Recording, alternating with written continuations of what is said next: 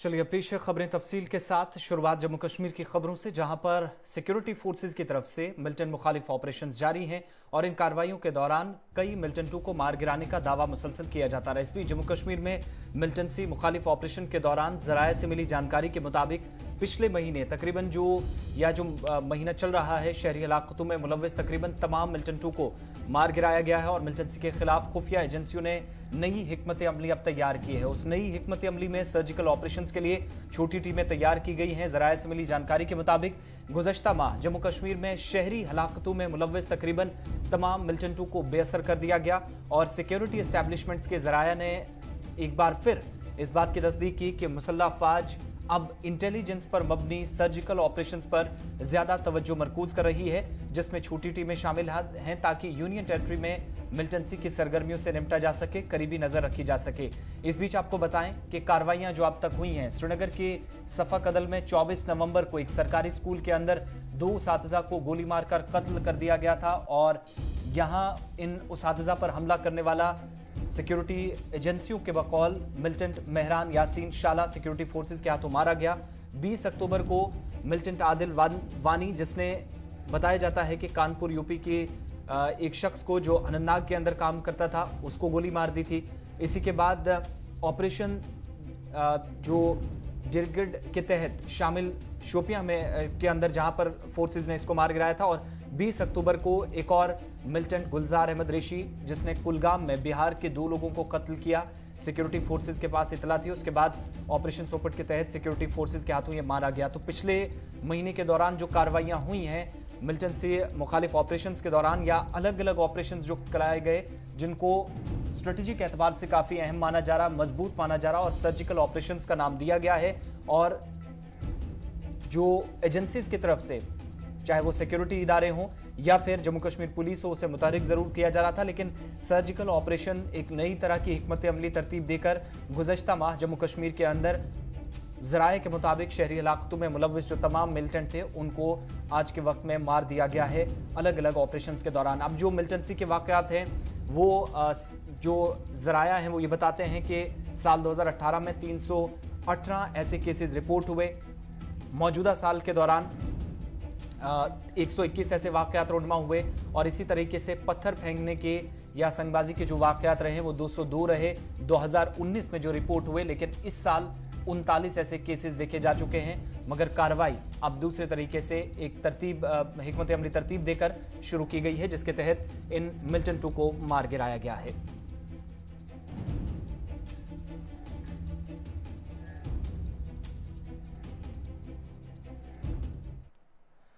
इधर Jammu Kashmir union territory के अंदर नई तालीमी पॉलिसी के तहत काम जारी है।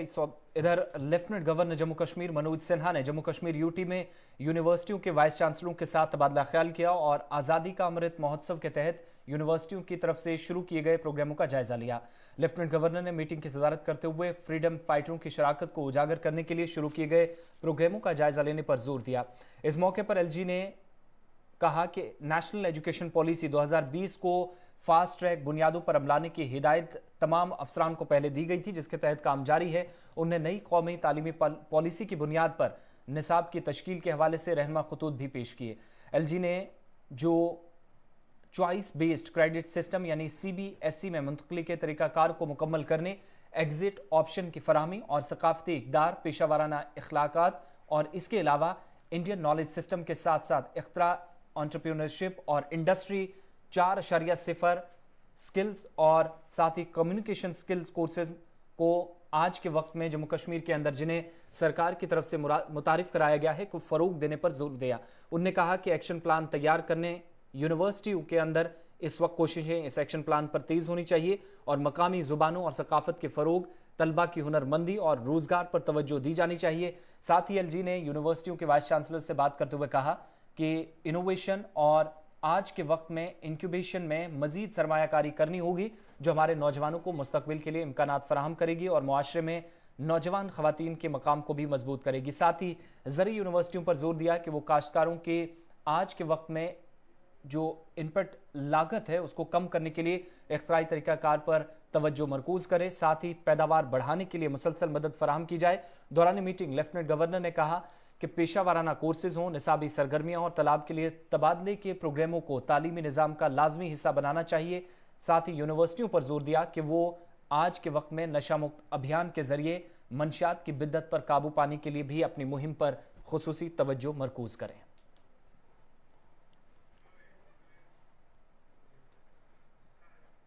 महकमा स्कूल एजुकेशन ने कश्मीर सूबे में 500 इनोवेशन लेबोरेटरीज यानी अटल टिकरिंग लैब्स कायम करने पर गौर करना शुरू कर दिया है। Directorate of school education Kashmir की से मुंसलिक अफसरान के मुताबिक महकमे ने इस सिलसिले में इस हफ्ते के शुरू में चीफ एजुकेशन अफसरान के साथ एक मीटिंग तलब की थी और डायरेक्टरेट ऑफ स्कूल एजुकेशन के सीनियर अफसरान ये बताते हैं कि CEO से कहा गया कि मुतल्लिका इदारों के सरबराहान के दस्तखत के साथ अटल टिकरिंग लैब से मुतल्लिक आज हार्ड कॉपियों के साथ मीटिंग में शिरकत करें। नीति आयोग के मुताबिक अटल टिंकरिंग लैब्स एक मिशन है जिसका मकसद भारत में 10 लाख बच्चों को नेटवर्क के साथ साथ इनोवेटर के तौर पर परवान चढ़ाना है। नौजवान जहनों में तजस्सुस, तख्लीकी सलाहियतों और तख़य्युल को फरोग देने के मकसद के साथ अटल इनोवेशन मिशन पूरे स्कूलों में कायम कर रहा है। साथ ही लैब्स के कयाम के बारे में नीति आयोग के बयान से यह भी पता चलता है कि भारत डिजाइन, जहनियत, इसके अलावा कंप्यूटेशनल सोच और उनकी स्कूली तरीकाकार पर साथ ही जिस्मानी कंप्यूटिंग जैसी महारतें पैदा करना है। इस प्रोग्राम का मकसद होगा छोटे बच्चों को साइंस, टेक्नोलॉजी, इंजीनियरिंग और रियाजी के तसव्वुरात को समझने के लिए टूल्स या आलात के साथ काम करने का मौका इन 500 लैब्स के अंदर कश्मीर सूबे में दिया जाएगा। लैब्स में science, electronics, robotics, open service पर तालीम और सीखने के मकसद से या लर्निंग प्रोसेस को मजीद बेहतर किया जाएगा जिसमें नए आलात का इस्तेमाल किया जाएगा। इसके अलावा माइक्रो कंट्रोलर बोर्ड और साथ ही सेंसर्स, 3D प्रिंटर्स और कंप्यूटर्स भी यहां पर इन लैब्स में पढ़ाई जाएगी। कश्मीर सूबे के अंदर बताया जाता है कि स्कूल एजुकेशन महकमे की तरफ से बाकायदा इस पर अब तैयारी पहले से कर ली गई थी लेकिन अब इसे अमलाना भी शुरू कर दिया गया है।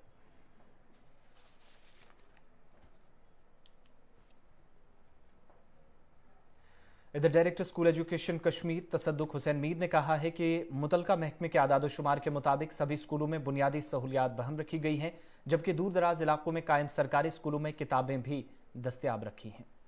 जो मेरे पास फिगर्स है विजा विज बेसिक एमिनिटीज़ 99% स्कूलों में हमने बेसिक एमिनिटीज़ प्रोवाइड की हुई है। जो मेरी figures, I don't know where from you have bought because I have only 10,790 schools and you are saying in 10,000 schools there are not basic facilities. You are wrong, absolutely. और अगर books की बात करें, एनरोलमेंट ड्राइव तो start हो चुकी है। फार flung areas के लिए अलग अलग ऑर्डर्स है जिसमें 23 दिसंबर को बुक्स अवेलेबल करवाई नहीं, वो दैट वाज अ बिना बुक्स के classes this was a miscommunication. जब हमने पहले जो शेड्यूल इन्होंने बोर्ड ऑफ स्कूल एजुकेशन ने निकाला था तो वो बाद में छप गया अखबारों में। उससे पहले ही we started as of now we have dispatched books to all snow bound areas.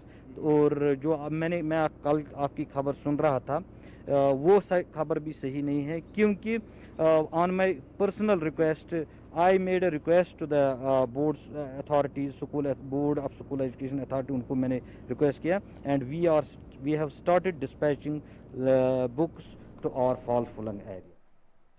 इधर जम्मू कश्मीर में कोविड-19 का कहर अब एक बार फिर परेशानी का सबब बन रहा है। पिछले 24 घंटों के दौरान कोरोना वायरस से वादी कश्मीर में 2 मजीद लोगों की मौत के साथ जम्मू कश्मीर में इन 24 घंटों के दौरान 3 कोविड के शिकार मरीजों की मौत हुई है। जम्मू कश्मीर में मुतवफ़्फ़ीन की मजमूई तादाद 4,475 तक पहुंच गई है। इस दौरान कोरोना वायरस की तशख़ीस के लिए 53,533 टेस्ट गुज़श्ता 24 घंटों में किए गए, जिनमें 7 मुसाफिरों समेत मजीद 145 अफराद की रिपोर्टें मस्बत आई हैं। जम्मू कश्मीर में मुतासरीन की मजमूई तादाद 3,36,531 तक पहुंच गई है। यूनियन टेरिटरी में मुस्बत करार दिए गए 145 केसेज में जम्मू में 18 जबकि कश्मीर वादी में 127 अफराद शामिल हैं। कश्मीर में मुस्बत करार दिए गए सभी 127 अफराद मकामी सतह पर राब्ते में आने की वजह से मुतासिर हुए हैं, जबकि 127 अफराद जो कोविड-19 का शिकार हुए हैं। सबसे ज्यादा केसेस श्रीनगर जिले में, जिनकी तादाद 21 बताई गई है, रिपोर्ट हुए हैं। बारामूला में 31, बडगाम में 5, पुलवामा में 7, कुपवारा में 3, अनंतनाग में 5, बांडीपुरा में 7, गांदरबल जिले में 7, शोपिया में 1, जबकि कुलगाम में किसी की रिपोर्ट मुस्बत नहीं आई। कश्मीर में मुतासरीन की मजमूई तादाद 2,11,543 तक पहुंच गई है। इधर जम्मू सूबे के अंदर भी 18 केसेज में जम्मू सूबे में मजीद सबसे ज्यादा केसेज सामने आए हैं और एक कोविड-19 के मरीज की भी जीएमसी जम्मू में मौत की खबर है। वस्ती कश्मीर के गांदरबल जिले में गाजहामा और मुलाका इलाकों के लोगों ने शिकायत की है कि इलाके में साल 2011 में एक पुल पर काम शुरू हुआ और बदकिस्मती से 10 साल गुजर जाने के बावजूद भी पुल पर काम अधूरा है, जिसके नतीजे में कसीर आबादी गुनागो मुश्किलात से दोचार है, जिनका राबता शहर से मुनक़ता है। इन लोगों ने कहा कि साल 2011 में पुल पर काम शुरू हुआ, 2014 तक काम चलता रहा, ताहम नामालूम वजूहात की बिना पर काम दोबारा रोक दिया गया। अगरचे कई बार इंतजामिया के नोटिस में भी मामला लाया गया, ताहम हर बार अवाम की मांग को नजरअंदाज किया गया। उनने लेफ्टिनेंट गवर्नर इंतजामिया से मुतालबा किया कि पुल की तामीर मुकम्मल करें ताकि अवाम मुश्किलात से बाहर निकले।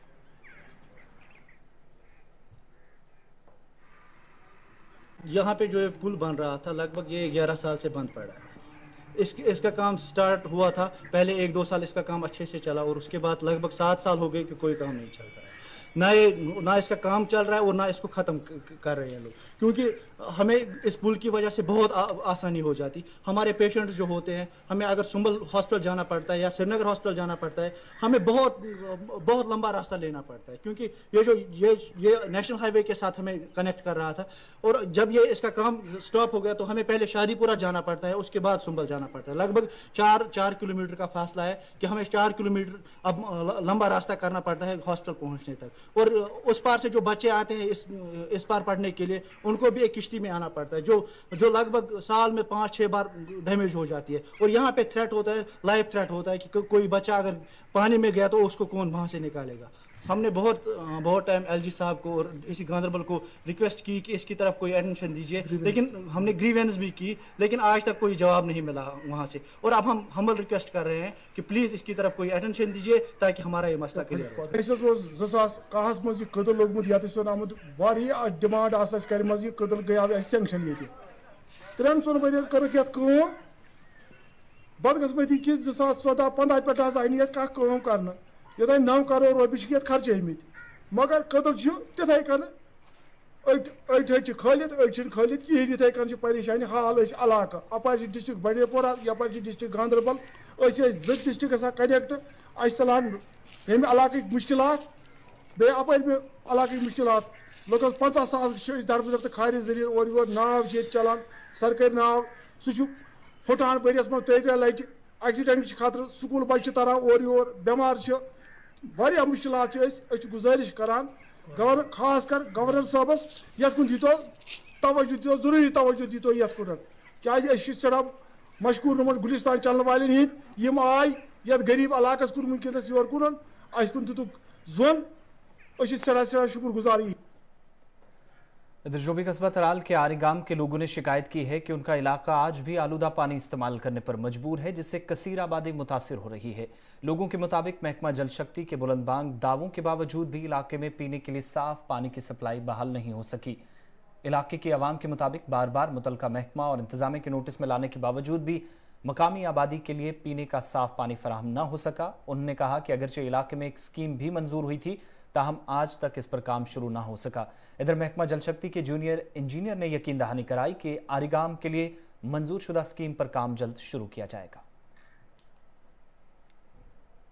दराज पे आब चलान गामस मगर गंद आब अत गुड़ लेत त करन मज गुपन गोथ करन मज तीर वल रशन तीर तथ मज यह आब तुह वुशु पान तह पन्ने अछो सत यह आब गसान कलेक्शन चैम्बरस मज यह चवन सोरे काम मगर बदकिस्मती 2018 मज स्कीम गमस अप्रूव तथ 3.5 करोड़ रुपये तम सात यमो लज पे शरीफ आबाद तथ जमीनस मज बनावन तत गो तिम क्यूर ठीक कह तम पे हो तिम बे जाए रकबह तथ ADC त्राल सम तहसीलदार साहब त्राल तिम तिम से मुतलिक हुकाम PH तिमो दिस तथ नजर तमि दह पे आज दहस तान तम बुथ वुचमित कह अगर तथ काम लगे अगर तिम क्यूर तथ खन सोरे बाकी जन बने टंकी ओवरहेड टैंक सह बने होती मेन सप्लाई चले तथे पे मगर बदकिस्मती सान गौर कर कह वन तुहद वसात तुम बार बार नश बार बार दित तुहद जरिए इतला मगर टस से मस गसन कह वन तुहद वसात यसान मुतलक हुकामन वन DC Pulwama ADC Tral chief engineer PH Srinagar यमन गस इतला वातन कि अड़ गाम क्या यूत बद वर्तोमुत यह खराब आब चावन यम सन सानिस गामस मज बेमार फूट गसन बार बार पेवन हस्पताल से रुजू करुन के लिए बेसिकली आड़ी गांव करंटली फीड होता है एक ओल्ड स्कीम से जिसका नाम वाटर सप्लाई स्कीम आड़ी गांव है। वो स्कीम बहुत पुरानी है, 20-25 साल पुरानी है। अब उसके लिए एक नाबार्ड में दूसरी स्कीम है वाटर सप्लाई स्कीम बादल साहब आड़ी गांव, जिसकी सारी टेंडरिंग प्रोसेस अलॉटमेंट प्रोसेस सारी हो चुकी है। 1-1.5 महीने पहले उस पर काम भी स्टार्ट किया था बोरवेल का, लेकिन अनफॉर्चुनेटली वो बोरवेल फेल हो गया।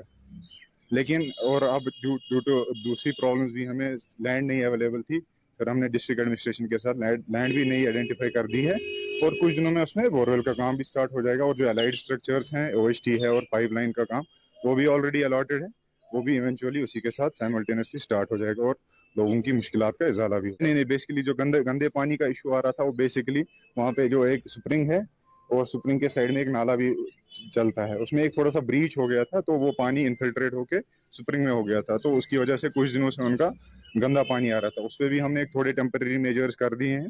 हमारी पाइप भी उसमें डैमेज हो गई थी, वो भी हम रेक्टिफाई करेंगे और इंशाल्लाह 2-3 दिन में उनको नॉर्मल, लेकिन वो सर्विस लेवल उनकी कम होगी, लेकिन साफ पानी मुहैया करा देंगे 2-3 दिन। चलिए बात पार्लियामेंट के सेशन की, क्योंकि सरमाई इजलास का आगाज हो गया है और इस बीच अपोजिशन के हंगामे की वजह से इब्तदाई मराहिल में ही एक बार फिर लोकसभा की कार्रवाई 12 बजे तक मुलतवी कर दी गई है। तैयारियां बड़े पैमाने पर थी, वज़ीर आज़म भी आई, तमाम चीजें हुए, लेकिन इन सब के बीच में अपोजिशन जमातों ने वाजे कर दिया था पहले ही कि किसानों, ज़राअत, MSP को कानूनी शक्ल देने, महंगाई, पेट्रोल डीजल की कीमतें, खासतौर से बेरोजगारी की शरह बढ़ना, पेगासस, कोरोना, त्रिपुरा तशद्दुद और BSF के दायरा अख्तियार जैसे मसाइल पर हुकूमत को घेरने में कोई कसर नहीं छोड़ेगी। और ऐसा ही उसने किया है जब पहले ही सवालात का आगाज हुआ है, क्वेश्चन आवर शुरू हुआ, इस दौरान हंगामा हिज़्ब इख्तिलाफ ने जबरदस्त शुरू कर दिया और अब 12 बजे तक लोकसभा की कार्रवाई मुलतवी कर दी गई। हालांकि राज्यसभा के अंदर कार्रवाई इस वक्त जरूर चल रही है, लेकिन हुकूमत के तीनों जरी कवानीन को वापस लेने का ऐलान करने के बावजूद भी अपोजिशन के तेवर तीखे नजर आए और अपोजिशन तीखे रवैये, इस रवैये को देखते हुए हुकूमत के लिए पार्लियामेंट का इजलास खुश उसलूबी से चलाना इंतहाई मुश्किल हो सकता है, आसान नहीं होगा। और पहले ही 1 घंटे के दौरान ऐसे इशारे भी मिल गए और 20 नशिस्तें होनी थी।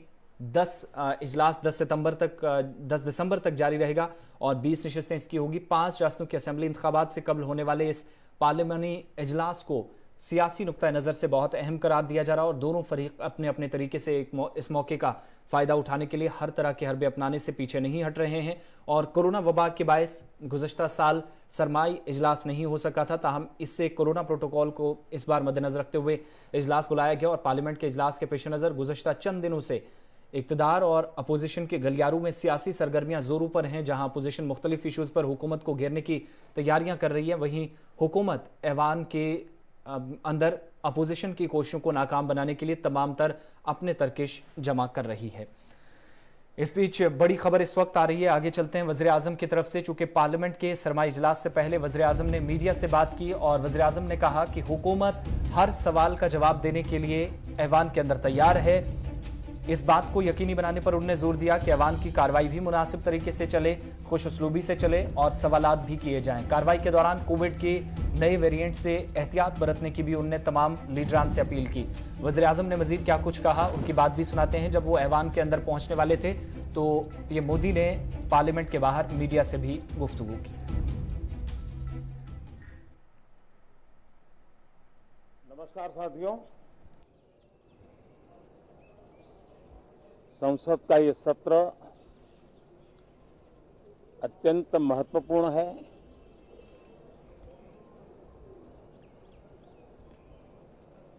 देश आजादी के अमृत महोत्सव मना रहा है।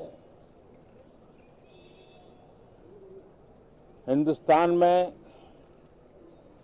चारों दिशाओं में से इस आजादी के अमृत महोत्सव के निमित्त रचनात्मक, सकारात्मक,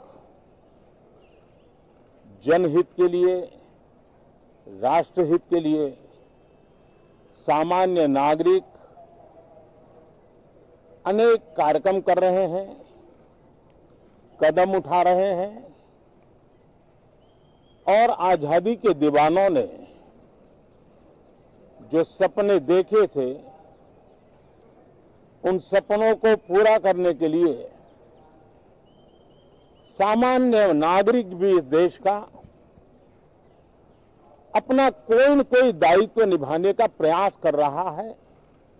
ये खबरें ये अपने आप में भारत के उज्जवल भविष्य के लिए शुभ संकेत है। कल हमने देखा है, पिछले दिनों संविधान दिवस भी नए संकल्प के साथ संविधान के स्पिरिट को चरितार्थ करने के लिए हर किसी के दायित्व के संबंध में पूरे देश ने एक संकल्प किया है। इन सब के परिप्रेक्ष्य में हम चाहेंगे, देश भी चाहेगा, देश का हर सामान्य नागरिक चाहेगा कि भारत का संसद का ये सत्र और आगे आने वाले भी सत्र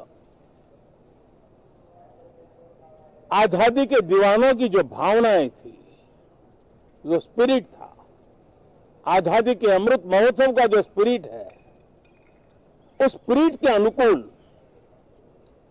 संसद भी देश हित में चर्चाएं करे, देश की प्रगति के लिए रास्ते खोजे, देश की प्रगति के लिए नए उपाय खोजे और इसके लिए ये सत्र बहुत ही विचारों की समृद्धि वाला, दूरगामी प्रभाव पैदा करने वाले सकारात्मक निर्णयों वाला बने। मैं आशा करता हूं कि भविष्य में संसद को कैसा चलाया, कितना अच्छा कंट्रीब्यूशन किया, उस तराजू पे तोला जाए, न कि किसने कितना जोर लगा करके संसद के सत्र को रोक दिया। ये मानदंड नहीं हो सकता है। मानदंड ये होगा कि संसद में कितने घंटे काम हुआ, कितना सकारात्मक काम हुआ। हम चाहते हैं सरकार हर विषय पर चर्चा करने के लिए तैयार है, खुली चर्चा करने के लिए तैयार है। सरकार हर सवाल का जवाब देने के लिए तैयार है और